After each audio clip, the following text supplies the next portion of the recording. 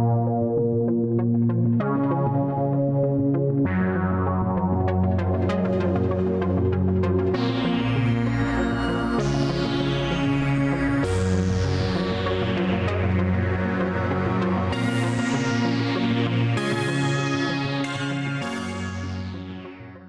going on, guys? Welcome back to Calgary Barbell. We're here for another episode of Form Check Friday, and our first video comes from Singapore.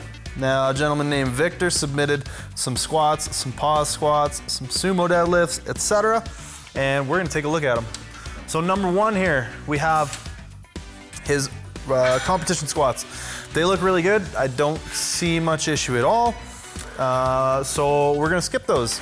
We're gonna go to his pause squats, same thing, good. Now, moving on to the deadlift. This is a great illustration of what I consider to be suboptimal shoulder positioning. So I think it's less a back extension issue and more an issue of his shoulder blades being kind of rounded out over top of the bar as opposed to pulled back flat against his rib cage. Now, he's said in his email that he much prefers to pull with the rounded back because it finds it tough to pull maximal weights with a flat back. My argument would be that that's probably going to be detrimental in the long run. I think that in the long run, it's almost always gonna be better for you to be able to pull heavier weights with a flat back. And not even necessarily a flat back, but let's work on that shoulder positioning. If you can get your shoulders or your shoulder blades pulled down a little bit, like you're trying to pinch your armpit shut and roll those shoulder blades down your back, it's not going to necessarily extend your back or change the mechanics too much, but it will help you get a little bit tighter and get less pulled out over the bar, which is something you see happening with Victor here.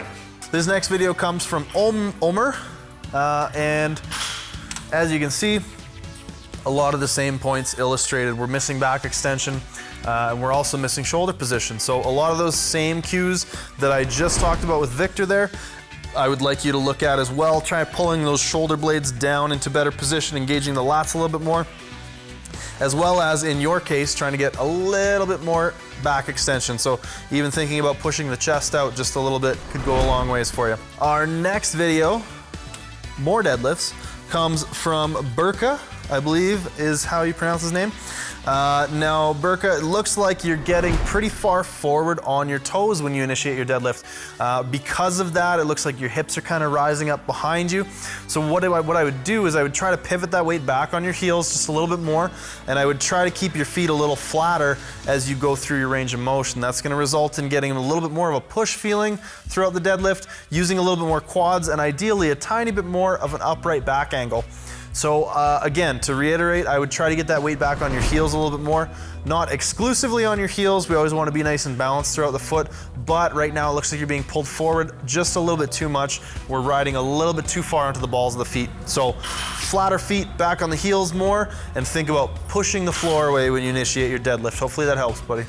Our last video for today comes from a man whose name I can't even begin to read because it's written in characters I don't understand.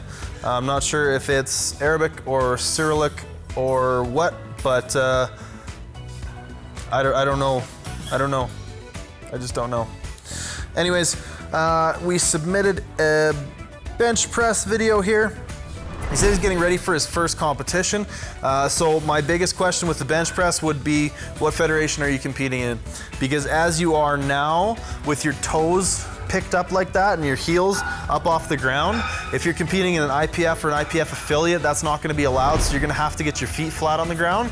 Something to be considerate of if you're looking to compete. Make sure you check out the So You Wanna Be a Powerlifter series we did and see maybe some of the different rules between some of the federations. And again, that's just a flat out good resource before the first time you compete. So check that out. Hopefully it helps as well. And just with the bench, honestly, I was gonna say widen your grip, but luckily you sent in a second video angle and I was able to see that you were already at almost a max width grip. So I would say everything looks really good there. Just check on that feet thing. Another thing is your squat here. So from the side angle, everything looks really good.